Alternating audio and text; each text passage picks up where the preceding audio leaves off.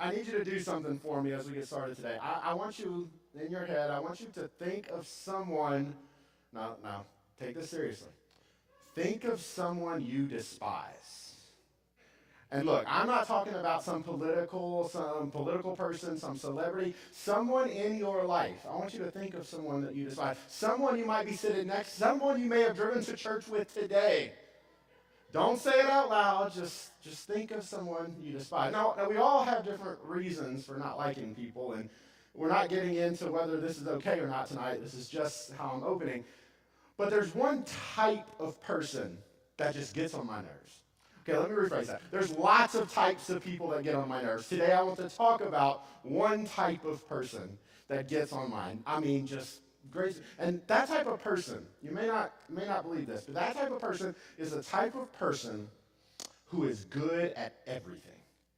I mean, like, you have an air conditioner problem? Oh, I can fix that. I'll get that done in 20 minutes. You need a website design? Guess what? They can do that too. You're having car problems? They can look at it and diagnose what's the problem underneath the hood. I mean, they just everything. You need to build something? They'll have that done in an hour. You need to play an instrument? They'll learn it to play it tomorrow. I just can't stand people who are good at everything. Maybe it's jealousy, maybe it's envy, maybe it's just like unfair type of thing. But man, that bothers me when I run into somebody who's just like good for everything. They're reliable, they're dependable. Bleh. People like that, I just can't stand them. Kind of connected to that, years ago, I decided that I wanted to develop a new skill. You know, I wanted to learn something new. So I decided, this is a while back, I decided that I want to experiment and learn and become the best in photography. Man, I was going to do it. I was going to make my millions through photography because everyone knows that's a profession where you make millions. But I thought I could do it. I bought this nice camera. I mean, for the time at least, this nice camera, a couple of really good, well-reviewed lenses, the best memory cards, the bag, because everybody knows you got to have a nice-looking bag to be a good photographer. I had it all. Straps, filters, everything. I was going to be the best photographer. I even got online and I read all about things like aperture and shutter speed, ISO, lighting, golden hour, the rule of thirds, perspective, angles, all of it. I was going to learn it all. I was going to write the Photography for Dummies book by the time I was done with this. I was determined. I am going to be the best photographer I could be. I'm going to be one of the best photographers that ever lived. And so I began to look at what the best have accomplished. I looked at what the best could do. The beautiful photos of people, of objects, of food, of the skies, of the stars, of landscapes. I began to look at them to try to take inspiration to learn. So the camera, I ordered it and it arrived, so I went on YouTube and I watched, like, what are the best settings for this type of camera? And I dialed in all the settings based on all these experts' opinions, and I began my journey into photography. It did not take long for me to realize that all of the knowledge in the world about photography did not make me a quality photographer. That wasn't all that I needed at all. I could have bought the latest $10,000 camera, read all of the photography blogs, got all the photography books, looked at pictures hours on end, and still I would have just been at best an average photographer. In my hands, that camera, even though it was very nice, it was never, ever going to reach its full potential. But that's a sentiment you come across a lot in photography. That's something people think of a lot. In fact, you see a beautiful photo from a wedding, or you see a photographer at a wedding or some event like that, or a beautiful picture of a landscape, and you might think to yourself, wow, they must have a good camera to get that picture. Wow, I wonder what kind of camera they're using. Or you might, if you're at the wedding or something, you might ask the photographer directly, what kind of camera do you have? But the matter of the fact is, the actual device, in many cases, does not matter at all. Today, there are Hollywood feature-length movies now being shot with iPhones. Some of the best travel photographers and videographers are content with just using their phone as their primary device. Yes, you can still get online and go to BH Photo and order a $20,000 camera. But it isn't the device that creates the picture. It isn't the device that creates the masterpiece. It's the person whose hand is holding it that does that. So today, I want to take a few minutes and explore that topic right here. And my title today is simply this: what is that in your hand? Look at your neighbor and say, what is he talking about? If you were to go to your grandma's house, stay with me. If you were to go to your grandma's house, or maybe not your grandma's house, but just, the stereotypical great-grandmother, you were to go to their house. Maybe it's someone else's grandma, maybe you don't even know her, but you're going to grandma's house, and you get there, and she goes to the kitchen, and she brings out the best-tasting homemade cinnamon rolls that you have ever experienced. I'm talking a little bit of piece of heaven. I mean, every part of them is perfect and gooey. The density, the icing, the temperature, the smell. Every bite has the correct ratio of ingredients. Oh, it's just perfect. I'm getting hungry in here. You cut a piece, you take a bite, you almost have to close your eyes to savor it. It's so good. It's absolutely delicious.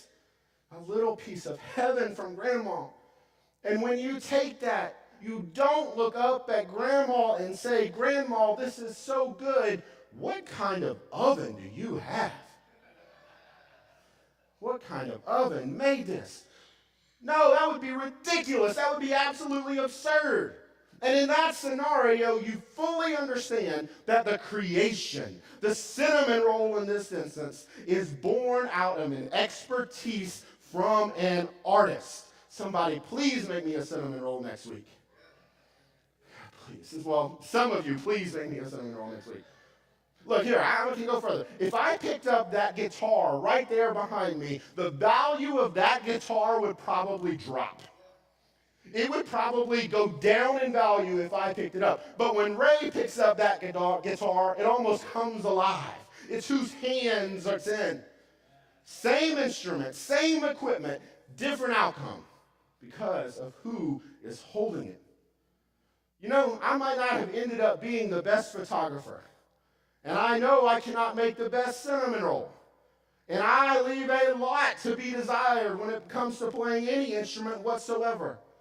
But that doesn't mean I have nothing of value. It's true, I envy people who are great photographers. I see a great photo and I'm like, man, I wish I could do that. I wish I had the eye to do that. I really wish I could make the best cinnamon roll. I would do it every week if I could. And I can only dream of playing a mean guitar. But if I focus on things like that, it's easy for me to get to a point where I want to say, why didn't God give me those talents? Why didn't God give me that? I mean, imagine how much of a difference I could make if I could sing, if I could do different things. Imagine what I could do. Why did God let me down here? Why didn't he give me those talents? And I believe we all have the propensity to do that, even if we don't in those words. We see people like the greatest athletes out there, the most beautiful models, the best influencers, the most talented singers, those people who can build anything, people who can fix anything, experts of all kinds, and it tends to make us feel like failures, feel like we can't do things. You ever watch a show on like the DIY Network or Magnolia or anything, and they're like, here's a real simple tip you can do, and then they break out $9,000 tools, the expertise of a lifetime, 36 days of doing it. You have to move out of your house, and you're just watching and think, in what world could I accomplish that? In what world could I do something like that? And we carry that ache wherever we go. A feeling that we're not living up to something, that we're letting people down, that we're letting God down, that we're letting our family down. Like I'm supposed to be able to do more. Other people can do it. Why can't I do more? Why can't I know more? Why can't I be more? Even on our phones, we scroll past people on these social networks who seem to have tapped into their zone. They're building successful businesses. They're creating beautiful art. They're leading movements. They're raising perfect families. Meanwhile, we're over here just trying to remember how long do I boil the ramen noodles. but yet they're conquering worlds. And what happens is we start to believe a lie. We start to push down on our own selves. We start to believe, well, what am I doing wrong? Where did I go wrong? What path did I take that I shouldn't have? I must be doing something incorrect here because God didn't give me this ability. Why is that? He didn't give me this knowledge or this talent or resource or even the right camera to do it. He didn't give me this. At worst, it really takes a toll on us and we fall into depression. At best, we use that as motivation to get where we want to go to improve ourselves. And whether we build a physical one or we store it in our mind, what we're basically doing is what's become common as a dream board. We're making a dream board. Where we're going to be, where we're going to go. These are my goals. This is where I want to be. This is what I picture in 5 years. This is what I picture in 10 years. This is my plan, my dream board. And sure, if that speaks to you, go ahead and do it. But this type of thinking, yeah, it can get you places in life, but we end up putting so much faith in our plan, we put so much faith in what we're going to do that we forget two things. We forget two things. The first thing we forget is we forget that we still have to live through today. We plan for 5 years out and 10 years out, and nobody has a dream board for right this minute. Nobody has a dream board or a plan for right this minute. Number one, we forget that we still have to live through today. Number two, we forget that God's plan might look different than our plan. We have this 5-year and 10-year, but you know what? Nobody ever makes a dream board for 5 years and 10 years and then thinks, God might have this already in store for me. God might have a different direction here. We rarely put God in our dream board. And in church life, we hear phrases like this a lot. The phrase is God's plan. What is God's plan for your life? I want to know what God's plan is for my life, we say. We ask others, what's God's plan? Have you prayed about God's plan? And there's other ways of saying that as well. Some people say God's plan, but we might instead say it as calling. What is your calling?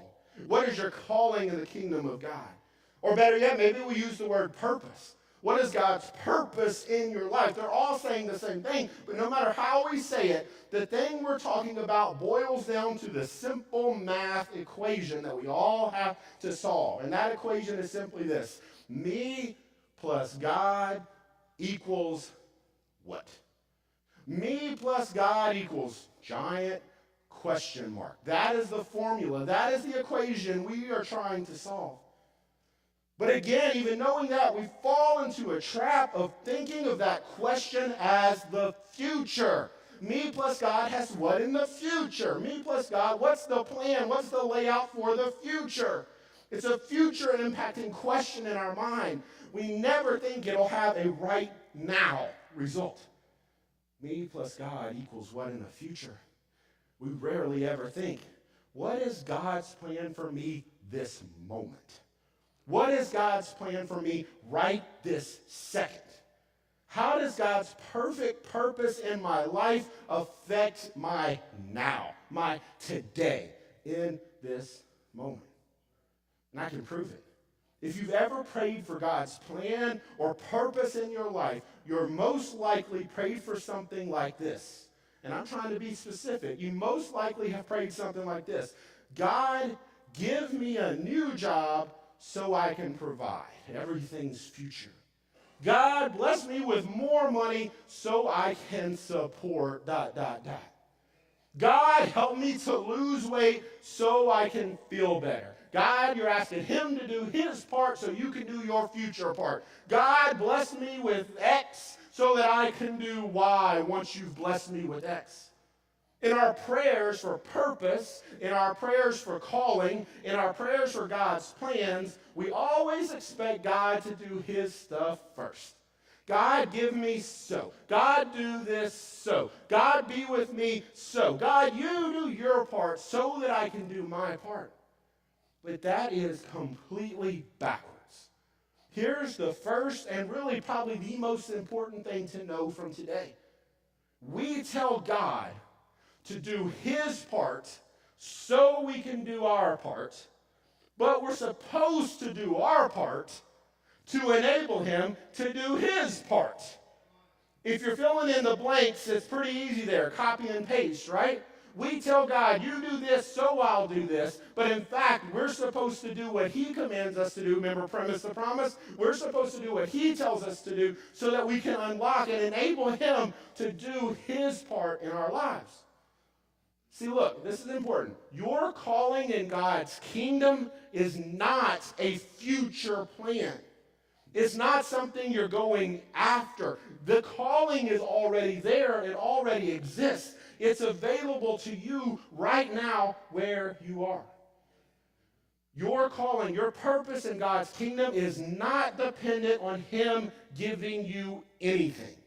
Your calling is not dependent on him providing you with anything, but instead your calling is dependent on using what you've already got. Using what you already have. We talked about photography opening this up today, and if you start researching the best camera for you to get started with today, if you Google, what is the best camera I can get to get started in photography, you'll now find an overwhelming amount of experts suggest the exact same camera. You want to know what that camera is? The camera is the one you already have. The one in your pocket. The one in your hand right now. Do you remember my title? What is that in your hand? In the book of Exodus, going to the Bible, in the book of Exodus, we learn a lot about one of the most popular characters in the entire Bible. And his name is Moses. Everybody say Moses. Moses' life is incredible. A quick recap here. He was born a slave, but raised as royalty. He commits some crimes as he ages. He runs away from home. He crosses a desert, and he starts a new life by himself, away from his people and away from the people who treated him like royalty. But after that, something huge happens, and it changes absolutely everything. But we're going to come back to that in a minute. Going on beyond that, there's something massive happens, and then he crosses the desert again. He challenges the most powerful nation of the time. He frees his entire people from slavery, and he becomes the mouthpiece of God of the time. He's closely associated with the 10 plagues. Of course, we connect him too with the Red Sea parting. We connect him with the promised land, with getting water directly from a rock, and with the popular 10 Commandments. All those go back to Moses. Now, based on the first part of his life and the last parts of his life, it's obvious that something happened in between. Something was a catalyst for change there. There was a catalytic event that catapulted him to do great things. Something happened to make him realize God's plan in his life. But what was that something? The people who really know the Bible in the room, the Bible scholars in here, are probably confident they know exactly what I'm about to talk about. They know the story. They know the timeline. And those of you I'm talking about are probably thinking of the burning bush. This burning bush. God speaks to Moses through a burning bush and tells him that what he wants him to do. Go do this. Free the people. I'll be with you, the Lord says. All of that amazing stuff we want to hear. God laid out a perfect plan for Moses in an audible voice during a supernatural experience. That sounds amazing. But guess what? That's not the moment I'm talking about. That was not the catalytic event I'm talking about. So God tells Moses everything that he wants him to do. He tells Moses that he'll have his backing, that he'll support him. God will be there with you. And you know what? Moses did not hear all of that and immediately jump up and start acting on it. He did not suddenly move with conviction toward the plan. He did not suddenly get up and say, I know God's purpose in my life, so I'm going to do it. God revealed to him in a way that no one has ever been revealed to before or since. And old Mo was sitting there and he was not convinced. He was not convinced. And unless you think you are better than Moses, It'd be wrong for you to think that if God told you exactly what your plan is, that you would do anything differently. Because you're not better. You're human, just like he was. God makes a bush burn without being consumed, talks to him directly through a burning bush, tells him what he wants him to do and what will happen if he does it, tells him every detail, and Moses looks back at the burning bush and says, well, what if? What if they don't believe me? What if they don't listen to me? What if they say you didn't talk to me, Jesus? What if they doubt me, Lord? And all of that's clearly documented in Exodus chapter 4. Go read it. God lays out his plan. Moses voices his concerns. He questions God. And God's immediate response to Moses here is often a verse that is completely skimmed over. Most people can't even think of what I'm talking about here. I've heard this story 1,000 times in church and Sunday school, read it and everything, and never was any emphasis put on the first thing that God says to Moses here. Moses says, what if they don't believe me? What if they don't listen to me? What if they don't believe you appeared to me, Lord? What if?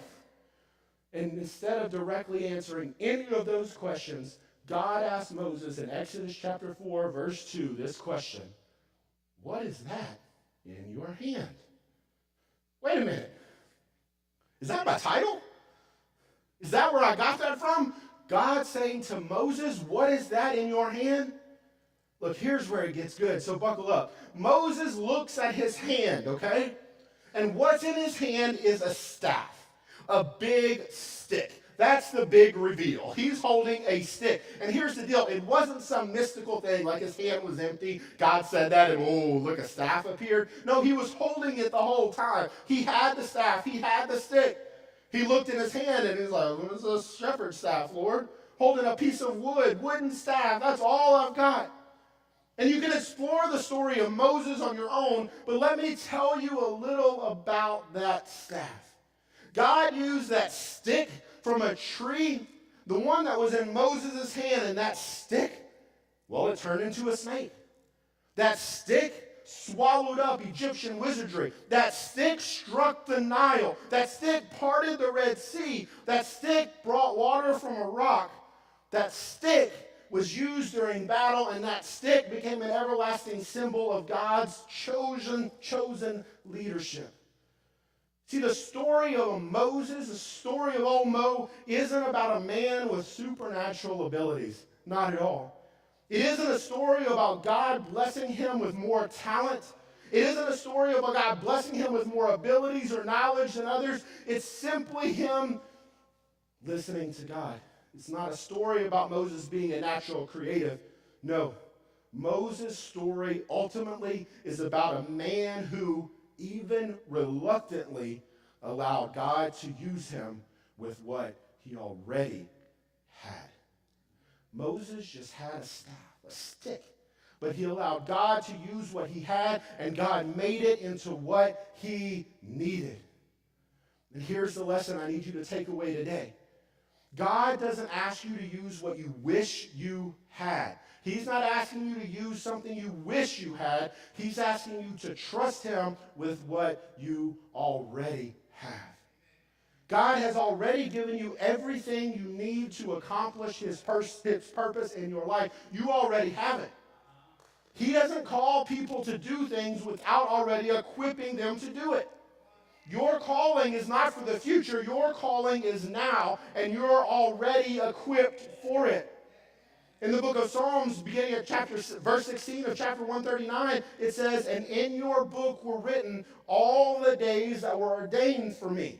Now this scripture, let's dive into it for a second. This scripture does not mean that you do not have free will and every step of yours is predetermined. That's not what it means. It does not mean that you have no choice. What it means is this right here. When you live into your purpose, you uncover what God's already provided for you. You uncover the power in a random stick you may have. You uncover the purpose of what God has already provided for you in your life. Here's my question for you today. What is that in your hand? Not what's on your dream board. Not what's on your 5-year plan or your 10-year plan. Not what your neighbor has. Not what you're striving to get. Not what you're working towards. Not who or what your favorite preacher says or does. Not what you see on Instagram or Pinterest. What is that in your hand right now? What do you have today? What has God placed right now in your life? What skills do you have? What skill do you have? What resources, what possessions, what relationships, what opportunities are in your hand, in your life right now? It may seem so insignificant that you don't even want to mention it. It may seem so small, so embarrassing, but if God can use a stick to accomplish everything he accomplished with a stick, who are we to challenge what he will use in our lives? Who are we to stand back and say, I don't have anything to give to the kingdom of God? Did you know God can use things like your ability to hear?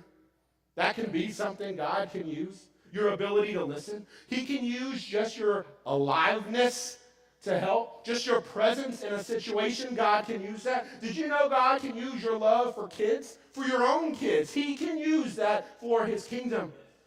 God can use your heart for whatever it makes it ache.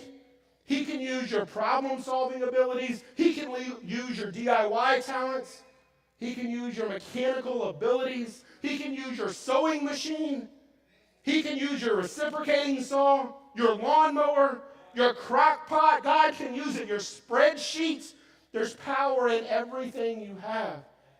God can use your love of pets, your binoculars, your tennis shoes, your vehicle. All of those things are things God can work through to accomplish his purpose and his plan in your life. I know some of you, and you might still be thinking, but I'm too old now. I'm too broken. I'm too late. I'm too addicted. I'm too hurt. I'm too lost to do anything now. I'm here to tell you, you've got it all backwards.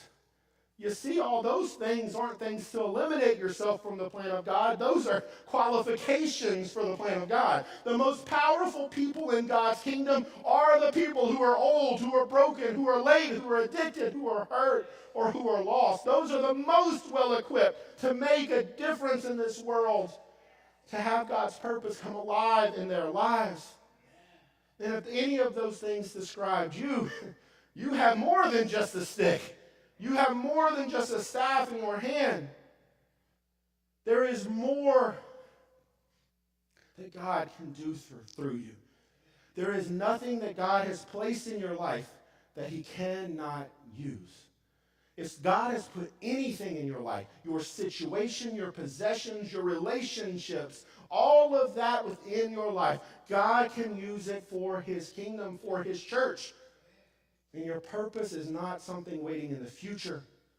Your purpose is already woven into your present. Your purpose is already available to you.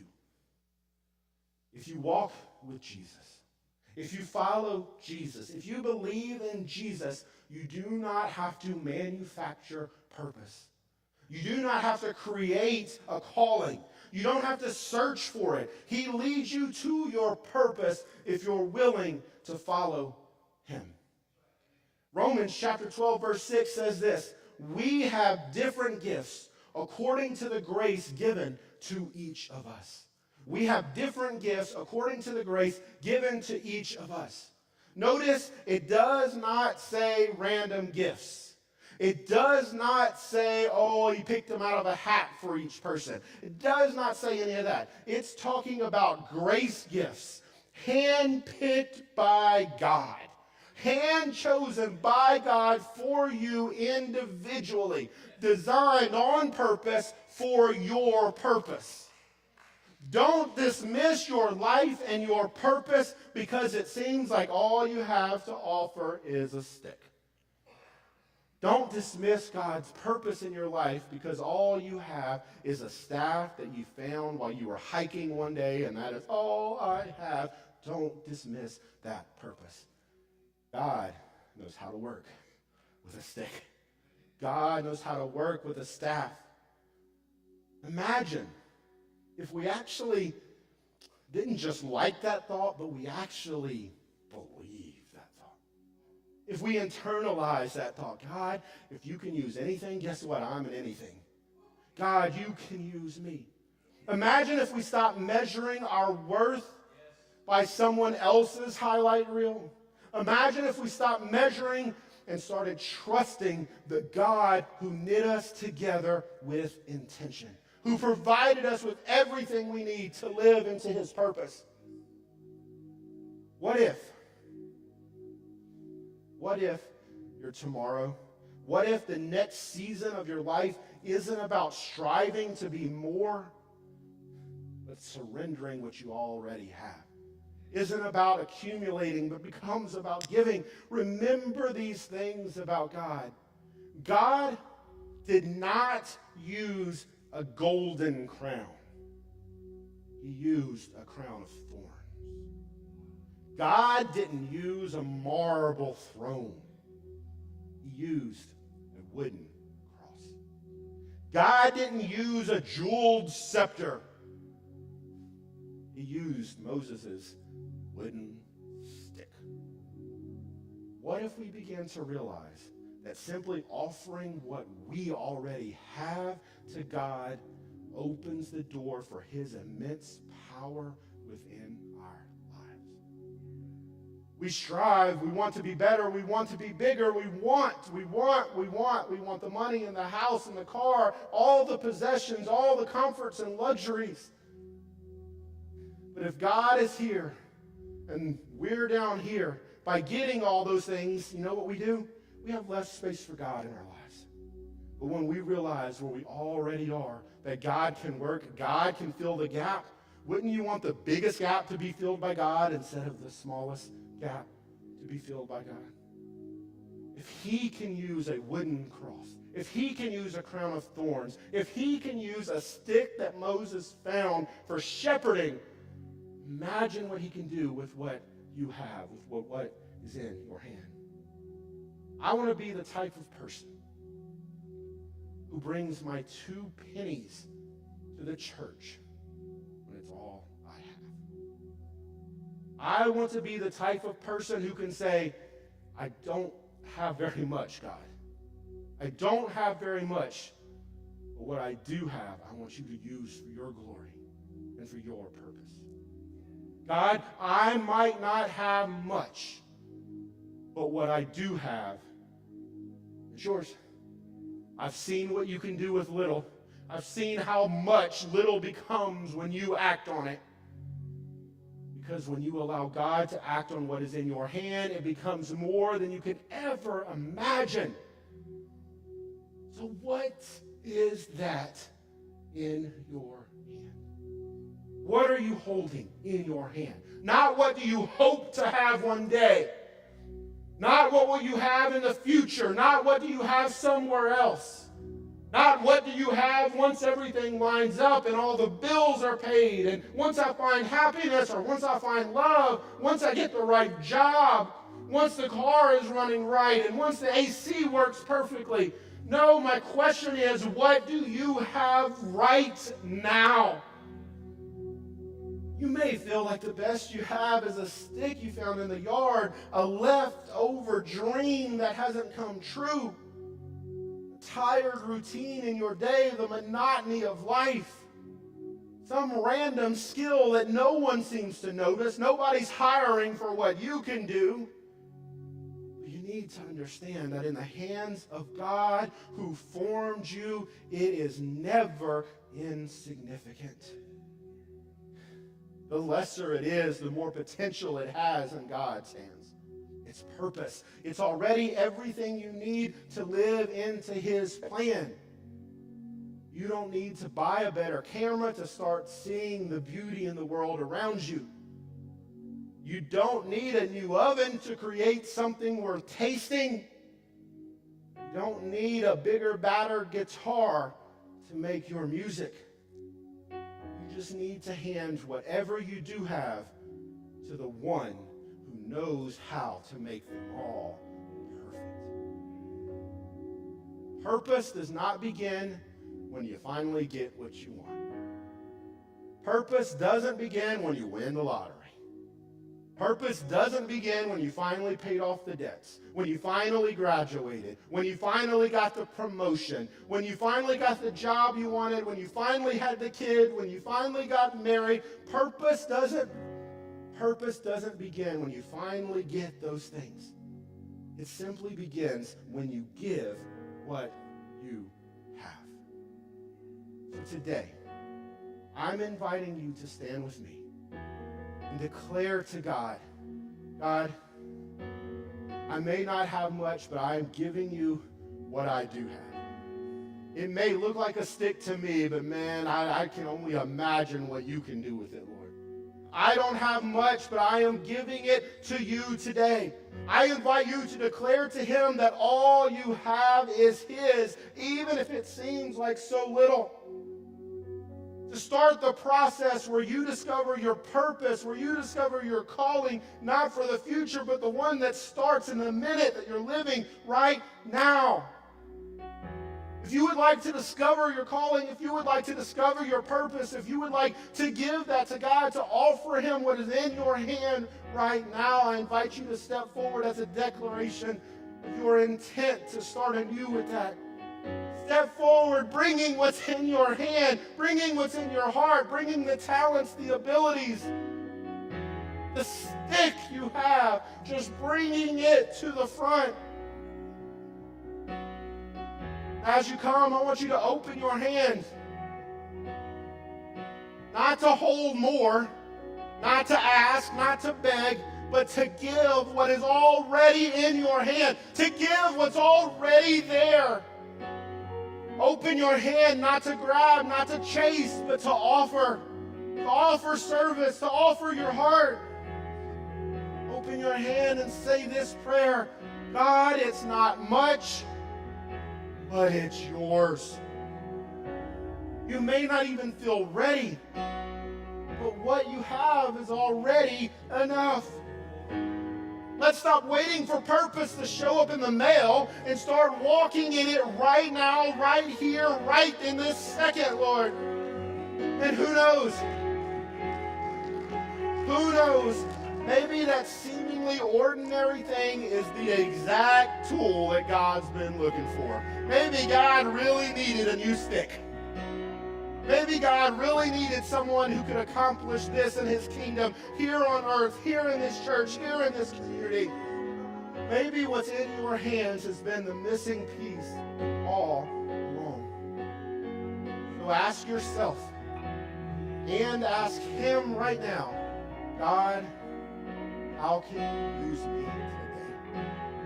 God, how can you use what I have today? In your own words, I want that to be your prayer before we leave. And as they sing today, this beautiful song, I want you to open your hands to him and offer to him everything that you have.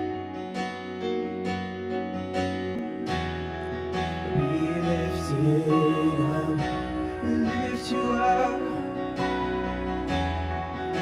Be lifted high. Be lifted